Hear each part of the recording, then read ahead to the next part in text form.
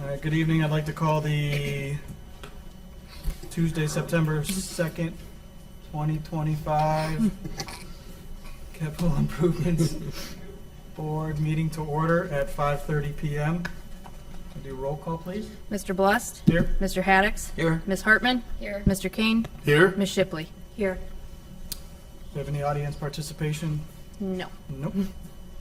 All right, I'd like to, do I have a motion to approve the minutes from the August 26, 2025 meeting?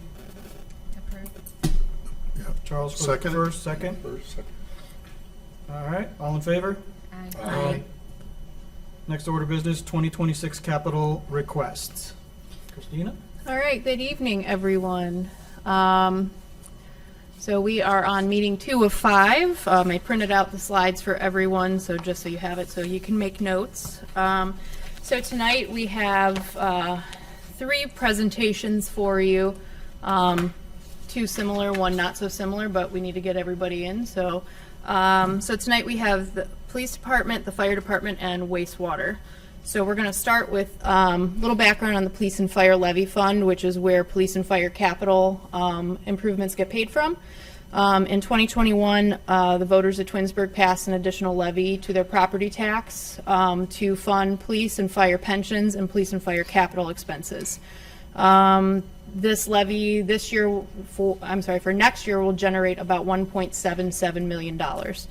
So in 2025, we had budgeted a little bit over $1 million to come out of that fund strictly for police and fire pensions. It'll be slightly higher next year, just given cost of living increases. So it leaves roughly $700,000 for any capital expenses that police and fire need to fund. In 2025, the city planned to supplement that fund with around a $700,000 transfer because of items that were needed. Those numbers are going to shift a little bit. The fire department received their ladder truck, which we did issue a note for, and a little bit over $2 million.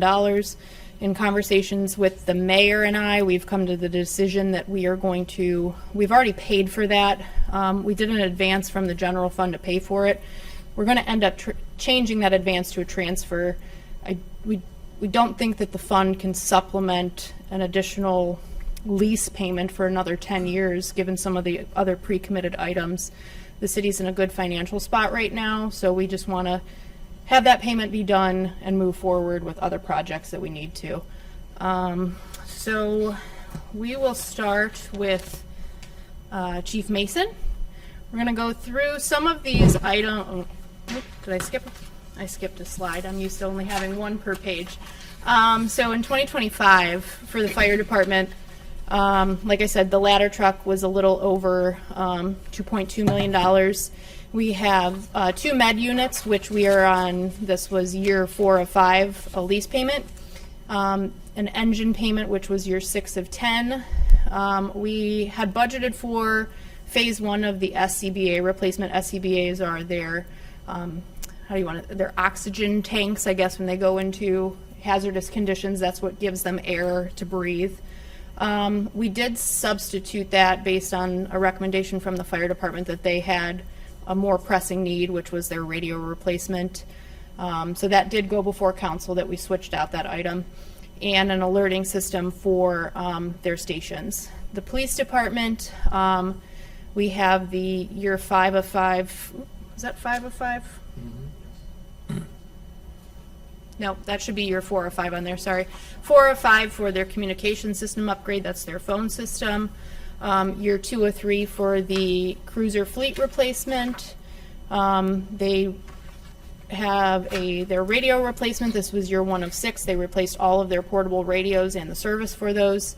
We have, is it 2 or 4 vehicles for Detective Bureau? Or they're on rotations? 4. So we lease Detective Bureau vehicles in order to keep them in a rotation, so obviously not recognizable by the public. Microwave links for radio traffic and bidirectional amplifier, which I won't even pretend to know what those are for. They're for their radio waves and their radio system, but yeah. But those were the projects that We have mostly completed for this year for both departments. So I will turn it over to Chief Mason, and he will go through their request for the police department for 2026. Evening. All right, so Ms. Conway, am I just going to obviously talk about what's new, the new items? Starting with, I'll go over the ones that we are pre-committed, so you don't really have to make a decision on them. They're multi-year projects, so we've already committed to going forward with them. You guys are just giving your blessing that we're going to continue with those. We'll be in year 5 of 5 for the Vesta phone system upgrade, which is $50,000. This will be the last payment for this project. The Detective Bureau vehicle leases, we lease 4 vehicles. They're in staggered 2-year terms. So one set of 2 is in their year 2 of 2, and then we'll start a new set of terms for 2 more vehicles. Any questions on those 2?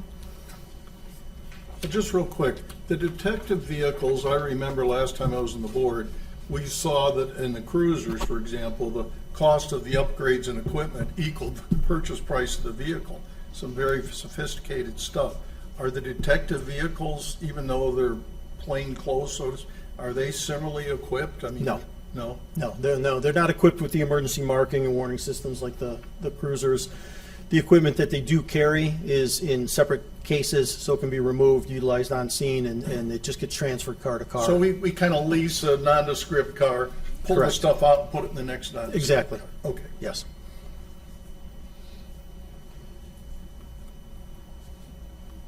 Oop, back one. We will be in our year 3 of 3 for our police fleet cruisers. So those are the Tahoes and the upfitting for those. We did a 3-year lease with Huntington Bank, so those will be paid off in 2026. And then our portable radios, we will be in year 2 of 7. So that was for the purchase of all new portable radios, the encryption that goes along with those, and speakers, and all of those were out of operation. There was no maintenance on those anymore, so they had to be replaced. Now, I will say that the chief did go out. We did find other agencies that we were able to donate those old radios to, so they will get some use out of them. But there is no maintenance on them, so those were kind of an as-is.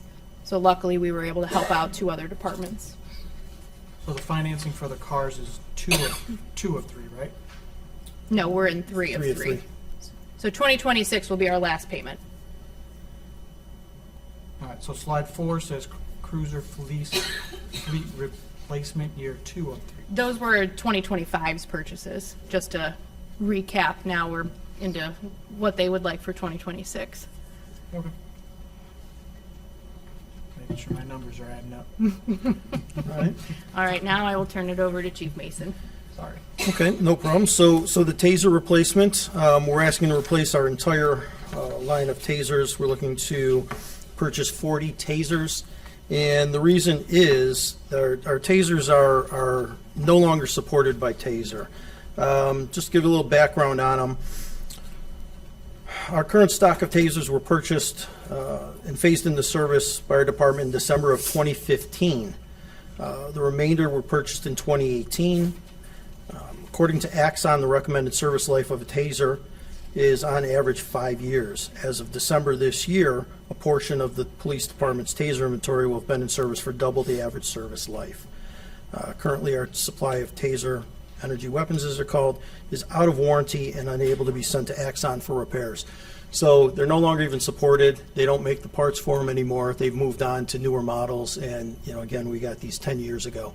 So it's a much needed purchase.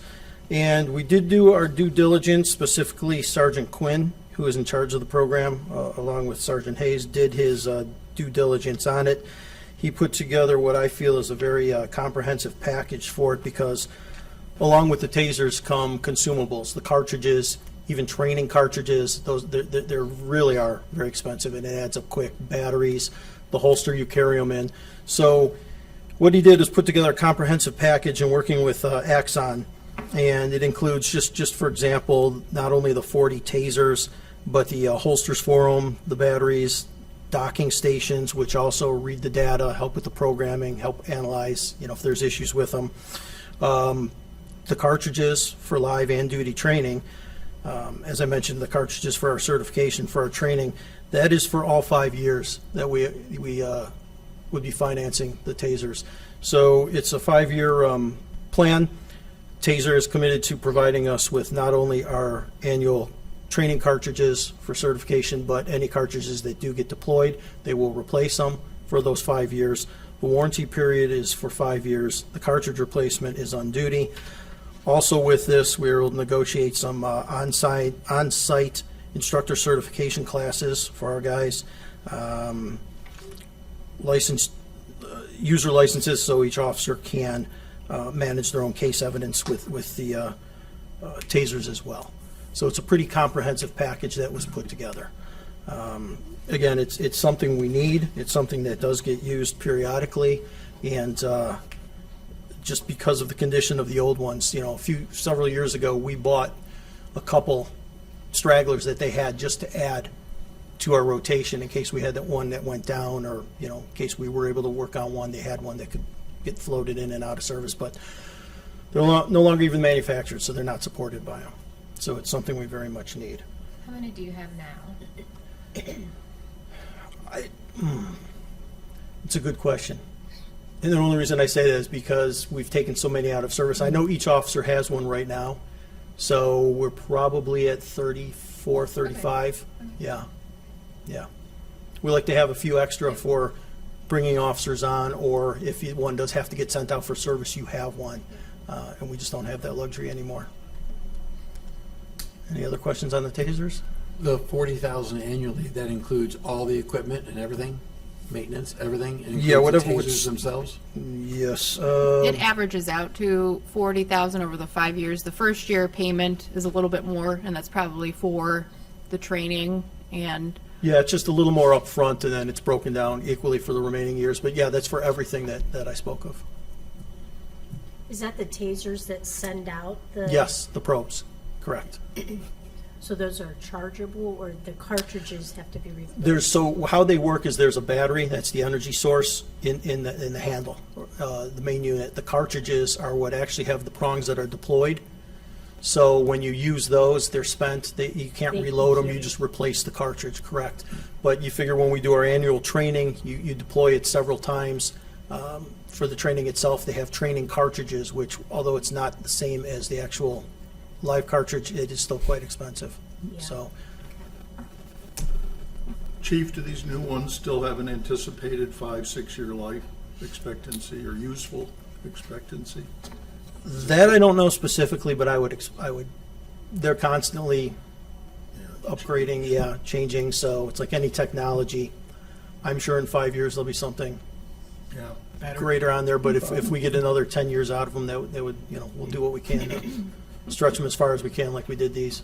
Yeah, well, it's a good job doing that. Yeah, they did great work. Having these guys certified, trained in house, and able to do a lot of the repair and maintenance on them really helps. Good.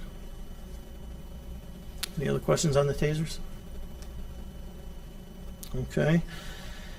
Next is a administration car purchase, or an admin vehicle, and that would be to replace Lieutenant Waltz's aging 2013 Explorer.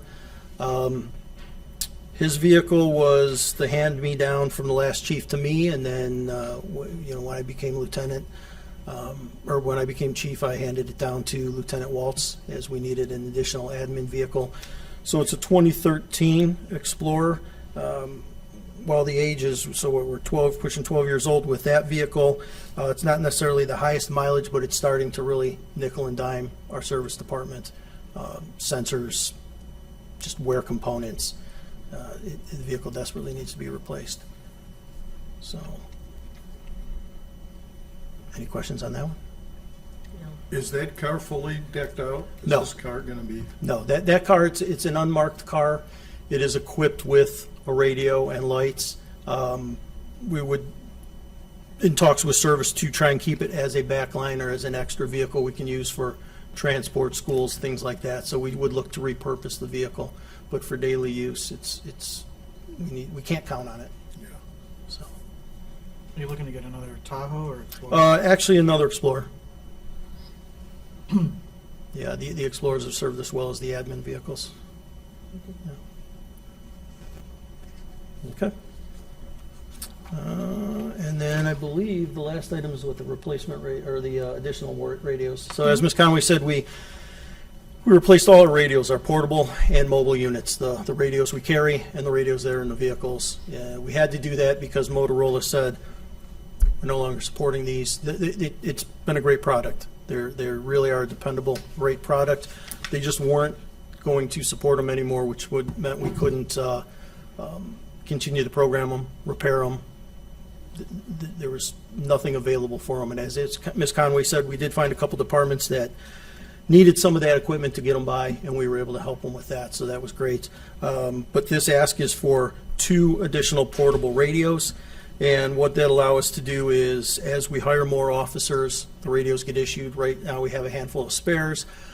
We do have an officer who just started the academy, for example. So when he's done and certified, he will take one of those radios. It just lessens the pool. I think we had 4 spares. So as we hire, it depletes the spares. And the reason it's important to have a spare is, again, something needs to go out to get serviced. You like to have it to provide that officer. If we have an issue in dispatch, and it's happened, believe it or not, if we have an issue with the console radios that the dispatchers use, we've been able to bring them mobiles, and they've been able to continue to dispatch on the mobiles. So it is important to have. And these, you get years and years out of these things, so it's a great product. But that's what the ask is for, 2 additional radios, just to bulk up our stock of spares. Any questions? Those are the radios we approved last year? Didn't we approve new radios last year? Yes. Yes, yeah, so we did the purchase, we rolled over the radios, everybody got their new portables, all the vehicles got the new radios. This is just a couple extra spares. Yes.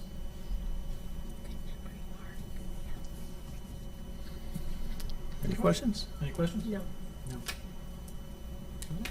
Thank you, Chief. Thank you. All right, next up will be Chief Basso. There's only 2 pre-committed items. Year 5 of 5 for the 2 med units, that's $152,000. And then the engine payment is year 7 of 10, so that is $82,000. So we will, I guess, move on to new items. The first issue up there is the SCBA replacements, and as Christina mentioned, we bumped that to this year because we didn't have a vendor or the specs prepared, and we also had a need for additional portable radios. Since we're adding new staff, they need a radio, so we sort of bumped it to 2026. So we want to get this done in 3 phases, I believe we talked about, Christine. We actually, the mayor and I discussed it, we bumped it to 2 phases. 2 phases, So we okay. split the That's- payment in half. Yeah. What complicates it is we have masks that go with each unit, and by CBA, we have to provide 2 masks per each full-time member per contract. And we don't know the total of the mask yet. It's whether we get those up front or we get them over 2 years. The question being, the type of mask, they have to match the existing SCBA and be able to fit the new ones as well. Does that make sense? So there can't be any technology that changes that. So we're going to be looking for the same vendor so we can keep costs down. 10-year lifespan, they are, of course, important. We've already been through 1 cycle of getting the bottles tested, so that's 1 and done on those. There's 4 in each vehicle, so right now I'm waiting for a response back. I think there's 24 to 28 units, so not everybody's issued an SCBA, but there will be 32 members that need masks, so that's 64 masks right there. So that's our biggest bite, and we're going to be working with Captain Kettner's our person in charge of that, so we'll be getting some really detailed pricing and options for the financing as well over time. So one of the things is that we talked about with the chief is, let's say we have 30 units that need to be replaced. It doesn't make sense to replace all 30 at once and then all 30 go out of service at the same time. So we wanted to either split it up into 2 or 3 payments or 2 or 3 life cycles. That way, you may be consistently for that 3-year period replacing things, but you don't have all 30 going out of service at the same time. And we don't foresee any changes in the engineering of the unit that would prevent us from using the old masks on the new units or vice versa until we get everything replaced. So that's good. Any questions on the SCBA's? Chief, did you say that each person has their own mask, or you just keep 4 on No, the truck? they're each person has their own mask. They're fitted. They just had fit testing today. They have a computer system that reads your face for SCBA mask and N95s. Every type of mask we wear is a fit test, so we know that we're getting a seal. There's 4 or 5 different sizes of those things. Yeah. So, any questions on the SCBA or the masks? Next thing is the AEDs. Yes, we do have AEDs. Even though we have monitors, we have AEDs in our vehicles that are not ambulances. So right now we have 10. So then those that are in, the fire trucks have an AED as opposed to a heart monitor, which are a lot more expensive and more functional, obviously. My car's got an AED. The fire prevention vehicles have AEDs, and the pickup trucks have AEDs. Our Kubota's got an AED, but they all have a lifespan. And as you know, CPR changes, so they have to redo and reprogram those things that CPR went from 100 beats a minute to 120.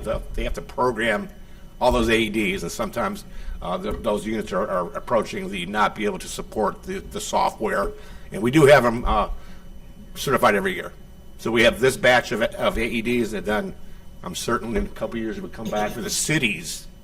We have 17 to 18 AEDs within the buildings. Those are the ones you see in the buildings and throughout the city. So that sews up my requests for this year. Chief, Yes, sir. I don't know what an AED is. Automatic Ma'am? external, no, this is the one where you can use, there's one in the hallway here. Should be one right in every hallway around these parts. It's a Defibrillator. defibrillator. Yeah. Automatic external defibrillator. So they're the ones that are, the one thing about this city and the schools, we've saturated the campus because we had several close calls over the last 10 years. It actually saved lives, just because it was there. So we made sure, Jen bought some for the park, so this city's very, very prepared, but we have to keep up with that. So these are the fire department's version of the AEDs, and down the road, we'll be asking for the city to replace the city ones as well. So we have a lot of AEDs in this city. Okay. I was gonna say, did you say these don't include the ones that are used on the ambulances? No, the ambulances have heart monitors. That's the big So expensive these are just heart for- monitor. And they have 12 lead and transmit capabilities. Those are a wonder in themselves. I can sit up here for an hour and talk about the technology on those. But these are for the AEDs that the citizen can use or us as well. We have one on the wall each fire station, believe it or not, because if the ambulance is not there, what are we gonna do? We have to grab an AED off the wall like everybody else, so. So like Chief Basso said, last year the state legislature came out with a bill that said that every recreation facility had to have an AED. Again, another unfunded mandate, so left cities and villages really like a month to go out and purchase. Well, Twinsburg has an extensive park system, and we need to have one at every baseball field and every, athletic facility. So those will all be coming due with their maintenance at some point, and I would say probably the next 5-6 Yep. years to replace Thankfully, the those. city was way ahead of that mandate. It was we saw the success of it, and it was a close call not having one. That was what drove us to get them, and then followed with every employee was in the city was trained on them. So you could have a golf course employee or service employee that knows what they're doing with them. So, but any questions on the? Does the police department have them? Sure, they got their own. We do. Yeah. We do carry them in all Yep. vehicles. We have them in the station as well, just like Chief said, Yep. throughout all the city buildings, and then we carry them in the cars as well. We were fortunate, we were just able to purchase some through some funding that was available to us, so we didn't have to pull it from a budget. But we did. And we're always looking for grants for not just the SCBA's, but AEDs. It's really hard and competitive these days to get those grants, and we're always looking for them, especially those expensive. We understand that our stuff's expensive, but so do the vendors and manufacturers. They understand that it will pay. So, Any other questions, guys? Thank you, Chief. Any questions, Mayor? So I will say the mayor and I did some extensive conversations. Obviously, police and fire equipment is significantly expensive. So you'll see that this year's requests were much lower than in past years, but it's still going to require the general fund to supplement a little bit, not as much as it was. So we'll probably have to supplement anywhere in the $230,000 to $250,000 range with a transfer from the general fund. But we went through these. We feel these are absolutely, I mean, you saw the items, it's very pared down, but we feel that these are necessary things to keep the safety forces up and running at optimal, with the optimal equipment that they need. It's not that we don't trust the chief's recommendations, because we do, and their needs, and we understand that. But, it comes down to funding. When it comes to funding, we had, I don't think that, there was, like she said, we're subsidizing about $230,000 to $250,000 out of the general fund. Their funding, as she mentioned in the opening, that we get from the levy that was passed by the residents. Once we do the police and fire pensions, we're left with about $700,000, and these requests are about $900,000 or $1 million just about. So that's where the rest of the money's coming from. So we just have to be cautious and careful, and that's I think we're conservative with it, and I appreciate them understanding and working with us. And I think that there was something really tough. And we sat and talked to them about it. We just don't cut, people's requests or budgets. When we're having an initial hearing, we talk about, okay, what could be left behind and what could.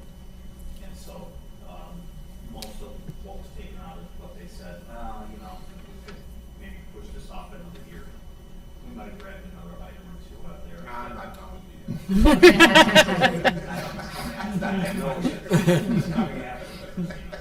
No, they played nice with me. Yeah, I appreciate all their hard work, and they do make very good recommendations.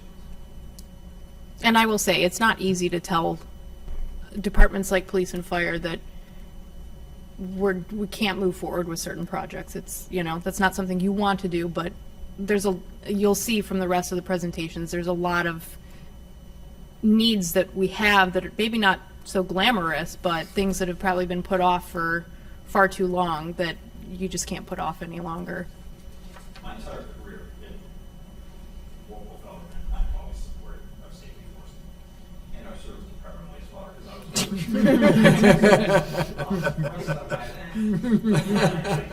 I've always supported them, and I continue to do that, and I hope appreciate it. We'll see that in the end. So now we'll switch gears a little bit, and the next number that you're going to see, police and fire, don't be mad, you're going to see a very large number up there that no one in this room has control over. And we are not asking the board to even vote on this because we don't have a choice. So Nate's going to go into a little bit about the wastewater treatment plant improvement project that has been years in the making, but do not let that $17 million figure throw you off. Well, good evening, everyone. Thank you, Christina. So to kind of build off of what she had mentioned is I started with the city in 2021, and we started a preliminary design phase to really look at the wastewater treatment plant to see what it needs. Not what we want, not any bells and whistles, but what the facility actually needs. So the few that have been out to see the tour in the facility have heard this from me before. So that preliminary design basically brought to light 3 specific areas across the facility. We worked with Burgess and Nyepel on that preliminary design.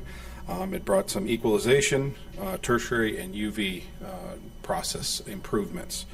Over the last 2 years, we've been working through the design phase of the project itself. And we are very close to completion of the project. I went through and tried to find grants, stuff that could supplement some of the cost with this. Unfortunately, the city of Twinsburg is resident base is what actually determines that. So it's a good thing for the city of Twinsburg that medium home income is high. It's not necessarily a good thing for wastewater with that, so we didn't qualify for those. What we did find, though, that we can go through OWDA and have a very low interest rate 30-year loan for this. So that $17 million, is a giant number, but 1.3 of that is for the design as well. So we currently have a loan that we've started paying back that's going to get rolled into the design, which that brings that total to the 17.5. So our project status right now is our design is probably about 95% complete. We're going through all the front-end bid documents, all the specifications for the project to actually go to bid in November this year. So there will be an application and some legislation that's submitted in October so that we, as the city and the mayor, we can enter into this application to have this loan. But the reason that we're actually putting that would be in 2026 is when we would be awarded that loan with it. So we have to have that placeholder for it for the money to actually come in and sit to into an account with it.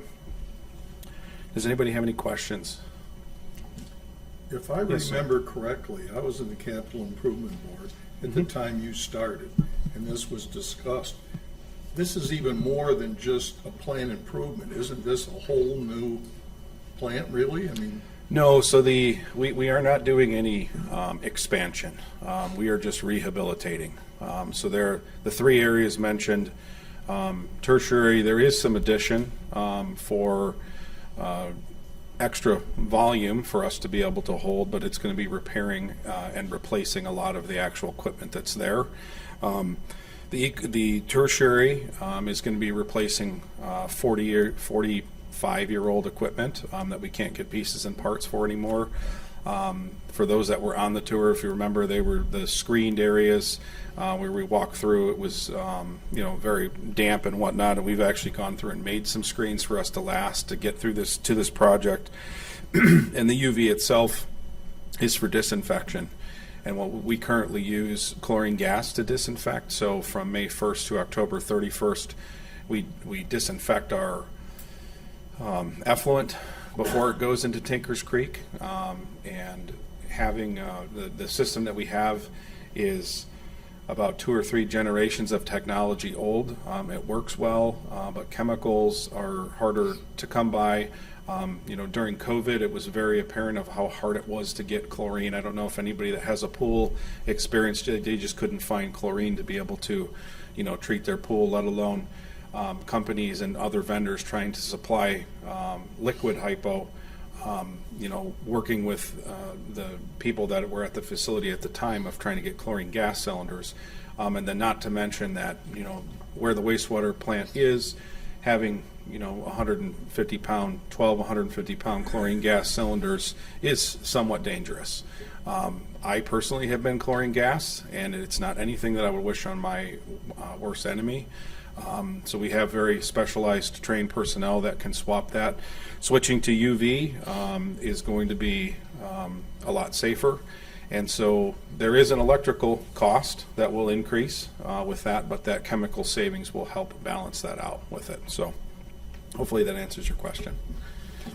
So as part of the Ohio Water Development Authority's loan progression, you have to do a sewer rate study, which is something that Nate and I worked with Burgess and Nyepel over the last year doing, which was we did a comprehensive analysis of our revenue, our expenditures out for the next 15 plus years. And we looked at the rates of all of the residential, industrial, commercial tenants, and we presented to, Nate presented to City Council this past summer about a sewer rate increase, which was approved. It's 4% over the next 5 years. 5 years. Yeah. Because the wastewater department is an enterprise fund, it's supposed to operate like a business. So we figured out through the model how we can make, what revenue we would have to generate in order to make this, when this loan payments, when we have to start paying it back, it's around $880,000 a year. But with the sewer rate model in place, Nate has figured out a way for us to not put ourselves in a detrimental position through this rate increase. We will be able to make that debt payment annually and then still retain a little bit, because as you'll see, obviously, you don't just fix one problem and nothing else pops up. I mean, the plant, this is just 3 portions of the plant. That's correct. There are other capital projects that will be coming down in the next few years that you need to make sure that you still budget enough for, along with your debt repayment. Yeah, and that's to build off what Christina said, is the facility has been maintained fantastically. And unfortunately, a lot of the equipment has reached its useful life. A lot of equipment is actually past that because it's been maintained so well. That's like having a Honda a Honda Civic where you do all your maintenance and it reaches that 500,000 miles on it. So, Christina and the mayor and I have, sat down and kind of made a plan to, responsibly, request for the sewer rate increase, and then plan for, having this large payment, so that as, we progress in the future with capital improvement, I very much am aware that I'm going to have $800,000 plus. So we are, looking at trying to tackle some of our projects now on the capital improvement board, as that number is going to shrink tremendously in the future with that. Any questions on the improvement project? Is our population pretty much maxed out in the city? Will this give us the capacity to go well into the future? So, and the mayor is correct. So currently the plant's designed for 5.8 million gallons a day. This project is not increasing that. It's just increasing the efficiency of what's actually can be removed with it. And the facility itself is the average daily flow, so what we're actually treating is trending around 2 3/4 million gallons over the last 3 years. So we're at about 50% for capacity. So even if we do get further industry in town that can add a lot of volume, Coca-Cola, for instance, discharges 600, just under 600,000 in a week. So that aspect is still there. Residential, I don't foresee a ton of addition with it, just with the amount of space that's available for that. But I'm very confident that the size of our facility is set to go for a long time. Thank you. Mm-hmm. Okay, so the first item that is in the presentation is our industrial pretreatment vehicle. Currently, we have a 2009 Dodge Caravan. This vehicle is used, it has no seats in the back. It's a utilitarian vehicle. It's used to haul our samplers to and from our wastewater plant and our industries that we work with. So our industrial pretreatment program, our coordinator specifically works with these industries to ensure that they are staying in compliance so that they aren't discharging higher strength wastewater than they should be. These samplers are about the size of a 55-gallon drum or so, and we have to carry these back and forth throughout the city. The vehicle itself is low mileage, but it does not look like it. It's rusted out on the sides, and it is starting to also kind of nickel and dime us, and working with our fleet manager in the service department. It was his recommendation as well as mine this year to replace the vehicle. So what we're actually looking to request is a slightly larger box-style van so that we can actually stand up inside this, and it will allow the personnel to actually move these things around inside the box van instead of working out of a minivan basically with it. Now, not part of the capital, but in my overall operating budget, I have some money set aside specifically to, implement some shelving, some protection mats, some undercoating, so that we can take this vehicle and protect it and hopefully, get quite a bit of years out of use for it. These on state bid, these cars? I believe so. That was the plan for this. I just asked if they were state bid vehicles or if you guys are buying, a lot of these cars you can get. Mm-hmm. They usually put out some type of minivan, cargo van, utility truck Right. bid all around the It's a same handful time. of times a year that they release those. Not police vehicles. Does anybody have any questions on the vehicle request? Okay. Okay, the next item is our grit separator rehabilitation. So a grit separator, the purpose of the piece of process equipment is to remove inorganic settable solids. And the reason that we have that piece of equipment is it keeps everything downstream from that piece of equipment from being sandblasted, basically. So grit could be anything from eggshells or coffee grounds, some actual, stone and whatnot that might work its way into the system. And unfortunately, the cost to replace the unit that we have is around $1.5 million. So with the fantastic maintenance crew that I have, we looked into working with a couple local vendors and actually fabricating the center section of it instead of replacing the whole unit, because there's actually a lot of useful life on either ends of it. Significantly at a significantly less cost with it.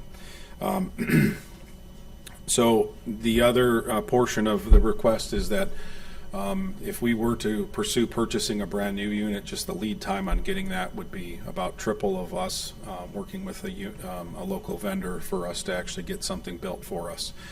There's a center pan section where there's an auger that basically pulls that grit together is the section that we're going to be rebuilding. Like I said, this item is unfortunately kind of designed to be worn. And so we're going to be basically rebuilding it to manufacturer spec so that we re-add in some wear points to it as well, so that those can actually be replaced before the whole unit needs to be replaced in the future. How long do you think it'll buy you? Realistically, in the condition that the rest of it is, I don't, and we have no further plans of the plant, growing in size. It should last 10 plus years, if not more. Adding those other pieces where it's going to wear, that they could actually be cut out and replaced with a fresh piece of metal instead of the whole body of it wearing, it might be more.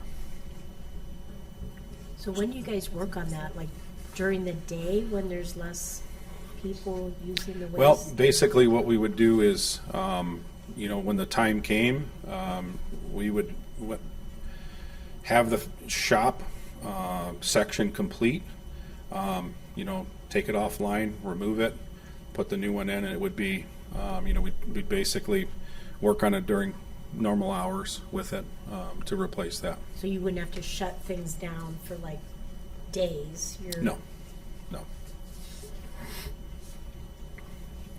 And unfortunately, like police and fire, when wastewater's added, it is also expensive. It's the second W in I always joke, it's the second W after weddings of what causes prices to increase. Does anybody have any questions on that piece of equipment repair? I think it's terrific that you have the foresight and the people and the ability to do this and make it this cost efficient. That's absolutely terrific. Thank you. Congratulations. Okay, so the next item request is for belt filter press roller rehabilitation. So any of you that have been on the board over the last couple of years, this press rollers actually were something that we had purchased in the past. So the press rollers are part of our belt filter press. There are these fiber weave belts that our solids come onto, and the solids are squeezed to actually remove the water. If anybody remembers seeing, I always make the joke that it's not the right kind of cake that's produced with it on the tours, but that's the area that we're looking at. And so the rollers that we replaced actually were so worn that we couldn't rehab them.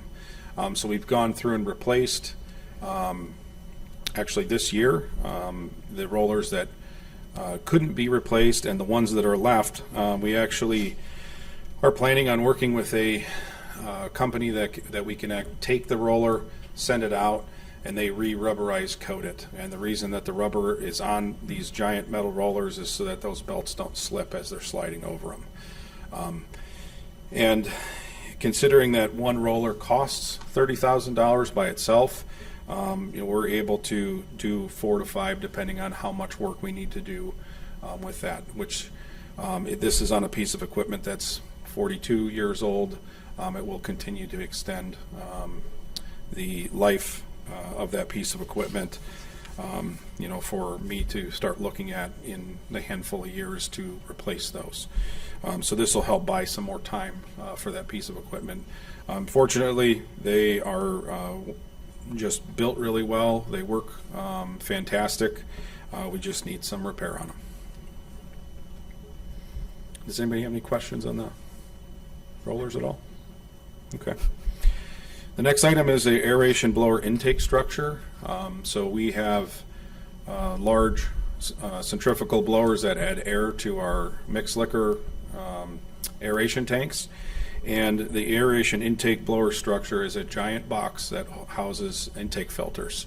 And that filters out dust, dirt, debris, so that it can be, drawn down into the blower, compressed, and then pushed out into the aeration tank so the bacteria slurry that we have can have air added to it. This structure is the original structure that was put in. I think it's 46 years old, the best that I can tell. And it is rusting, and we've made a handful of repairs to it, and what we're looking to do is actually build an entire new structure, shut the blowers off, take the old unit out, put this unit in, bolt everything up, and then that allows the filtration to work properly. We've actually had to change the size of some of the filters so that it doesn't let the air sneak by. These are two times a year the filters are changed to ensure the blowers air is being filtered properly. Usually, right after the cottonwood season, when everything's blown around in the beginning of summer, and then we'll do it again in usually like right at the beginning of spring to capture that. So that structure would be replaced with that $7,000. And that's my last item. Any questions? No, thank you, Nate. Thank you. Thank you. So while wastewater's total requests look significant, Nate's capital for 2026 without the treatment project is $144,000. So given that wastewater is its own enterprise fund, I think Nate has done a great job of really narrowing down what projects he wants to pursue, but also ones that are going to extend the life of the plant itself. Great job, yeah. Thank you. Thank you, Nate. So I just have a quick question as far as wastewater. 144,000. Does that come out of, Christina? Does that come out of wastewater income bills and not out of general fund? Correct. So wastewater operates as its own separate business entity. So they take in sewer revenue, and then that's what pays for their department and any of their capital requests. Okay, perfect. That's great, isn't it? Yep. Any questions? Okay. All right. Chuck, Mayor, anything to? Christina?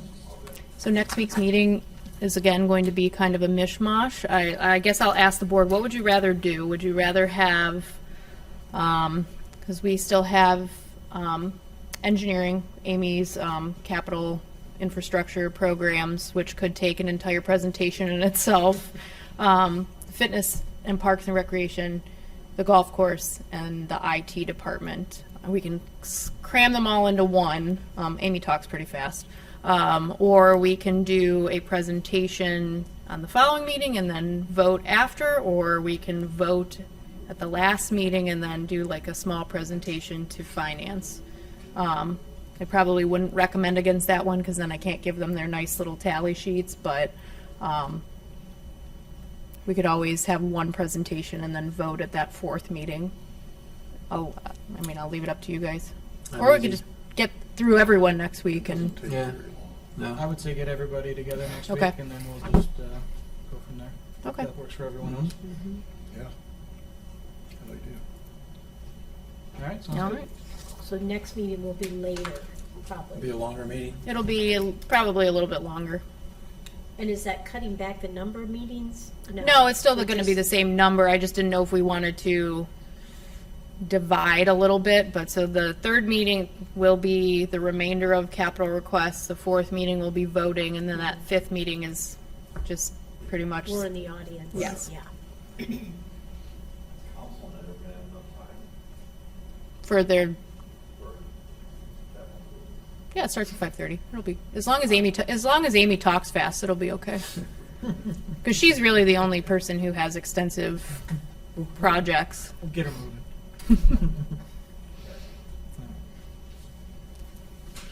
Okay.